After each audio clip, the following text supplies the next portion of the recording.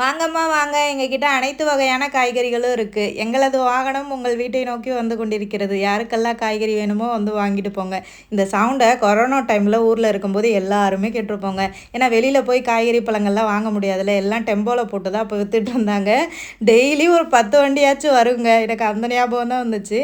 இந்த காய்கறிகள் எல்லாம் அந்த ஃப்ரைடே மார்க்கெட் போயிருந்தோம்ல, அப்போ வாங்கின காய்கறிகள் தான். பார்க்குறதுக்கு தான் நெறையா இருக்கும். ஆனா கீரைகள் தான் அதிகமா வாங்கினேன். ஒரு 4 வகையான கீரை வாங்கினேன். முருங்கைக்கீரை, கடுகு கீரை, தண்டங்கீரையிலேயே 2 வெரைட்டி. ஒரு கீரை நல்லா பச்சையாக இருக்கும், இன்னொரு கீரை கொஞ்சம் சிவப்பு கலந்து இருக்கும். அப்புறம் தக்காளி, அப்புறம் பயறு, வெள்ளரிக்காய், சக்கரவள்ளி கிழங்கு, சுண்டைக்காய் இதெல்லாம் வாங்கினேன். நெல்லிக்காய் வந்து அன்றைக்கி நல்லா சீப்பாகவே கிடச்சிது. அது கிடைக்கும்போது ஊறுகாய் போடுறதுக்காக வாங்கி வச்சுக்கிறது. இந்த ஃப்ரிட்ஜில் ஆர்கனைஸ் பண்ணி வைக்கிறதுக்கு இந்த பாக்ஸ் வாங்கினது ரொம்பவே நல்லதாக போச்சுங்க.